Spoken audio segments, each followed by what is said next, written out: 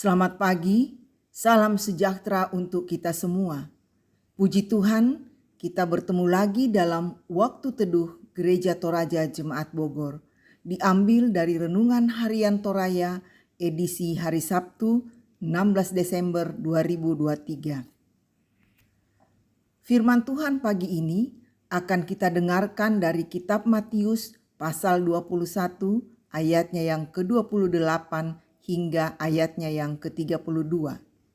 Sebelum membaca dan merenungkan bersama firman Tuhan, mari memohon tuntunan Roh Kudus. Kita berdoa. Bapa kami yang di sorga, pagi ini kami mengucap syukur karena Tuhan masih mengaruniakan waktu untuk menjalani kehidupan ini. Tetapi sebelum kami memulai aktivitas kami hari ini, kami akan bersama-sama membaca dan merenungkan firman Tuhan. Oleh karena itu, mohon tuntunan Roh Kudus-Mu untuk menguasai hati dan pikiran kami, sehingga kami dapat memahami kebenaran firman-Mu seturut kehendak-Mu saja. Dalam nama Tuhan Yesus kami berdoa dan mengucap syukur. Amin. Bacaan kita dari kitab Matius pasal 21 ayatnya yang ke-28 hingga ayatnya yang ke-32. Saya akan bacakan dari Alkitab Terjemahan Baru 2. Matius 21 ayat 28 hingga ayat 32. Lembaga Alkitab Indonesia memberi judul Perumpamaan tentang dua orang anak. Apakah pendapatmu tentang ini? Seseorang mempunyai dua anak laki-laki. Ia pergi kepada anak yang satu dan berkata, "Anakku, pergi dan bekerjalah hari ini di kebun anggur." Jawab anak itu, "Aku tidak mau." Namun kemudian ia menyesal dan pergi. Lalu orang itu pergi kepada anak yang lain dan mengatakan hal yang sama. Anak itu menjawab, "Baik Bapa." Namun ia tidak pergi. "Siapakah di antara keduanya yang melakukan kehendak ayahnya?" Jawab mereka, "Yang pertama." Kata Yesus kepada mereka, "Sesungguhnya aku berkata kepadamu, pemungut-pemungut cukai dan pelacur-pelacur mendahului kamu masuk ke dalam kerajaan Allah. Sebab Yohanes datang untuk menunjukkan jalan kebenaran kepadamu dan kamu tidak percaya kepadanya. Namun pemungut-pemungut cukai dan pelacur-pelacur percaya kepadanya. Kamu melihatnya tetapi kemudian kamu tidak menyesal dan kamu tidak juga percaya kepadanya." Amin. Judul renungan kita pagi ini, dengar dan lakukan. Perangi siap pogaui. Untuk menjelaskan hal kerajaan Allah, Yesus seringkali menggunakan perumpamaan sesuai dengan situasi dan kondisi para pendengarnya.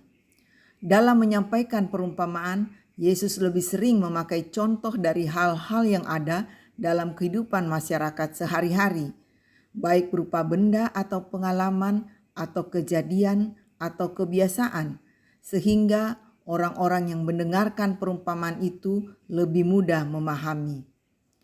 Perumpamaan dua orang anak dalam bacaan kita mengutarakan pertanyaan, siapakah anak yang taat dari dua orang anak yang mendapat perintah dari ayahnya? Anak sulung berjanji bahwa ia akan masuk bekerja, tetapi ternyata ia tidak melakukannya. Sementara anak kedua menolak perintah, tetapi akhirnya ia menyesal lalu mengerjakannya. Yesus menyampaikan perumpamaan ini untuk mengajar dan menegur para pemimpin Yahudi yang selalu merasa paling benar, paling saleh, dan paling setia melakukan hukum Taurat. Mereka rajin berdoa, selalu mengenakan jubah sebagai identitas orang saleh, tetapi justru mereka tidak melakukan sesuai dengan apa yang mereka tahu dan ajarkan. Sementara anak kedua menunjuk kepada para pemungut cukai dan perempuan sundal yang dianggap najis dan sangat berdosa. Pada awalnya mereka menolak untuk berubah dari perbuatannya, tetapi akhirnya mereka menyesal dan bertobat setelah mendengar pengajaran dan pesan pertobatan yang disampaikan oleh Yohanes. Mendengar bahkan memperkatakan firman tetapi tidak dilakukan adalah kemunafikan dan pemberontakan kepada Tuhan. Akan tetapi, ketika kita menyadari perbuatan salah kita, lalu menyesal dan bertobat, maka itu lebih mulia dan berkenan bagi Tuhan. Karena itu, hendaklah kamu menjadi pelaku firman dan bukan hanya pendengar saja. Yakobus 1 ayat 22. Amin. Mari kita berdoa. Tuhan Bapa dalam surga, terima kasih untuk firman yang sudah kami dengarkan. Mengingatkan kami bahwa firman Tuhan tidak hanya sebatas diketahui dan diperkatakan, tetapi harus dilakukan dalam kehidupan. Kami berdoa untuk berbagai pergumulan hidup yang dihadapi oleh jemaat Tuhan. Apakah itu masalah kesehatan, pekerjaan, finansial, rumah tangga, atau apapun juga. Tuhan berikan kekuatan dan jalan keluar untuk setiap pergumulan jemaat-Mu. Dan biarlah melalui berbagai pergumulan tersebut, hubungan dengan Tuhan makin intim. Dan kami tidak mencari kekuatan dan perlindungan lain selain kepada Tuhan. Untuk jemaat yang bersuka cita karena berbagai alasan, Tuhan sempurnakan sukacita mereka dan segala ungkapan syukur dipanjatkan ke hadirat Tuhan. Pimpin kami sepanjang hari ini dan hari selanjutnya. Biarlah kami selalu melakukan hal-hal yang menyenangkan hati Tuhan. Jauhkan daripada kami melakukan hal yang tidak berkenan di hadirat-Mu.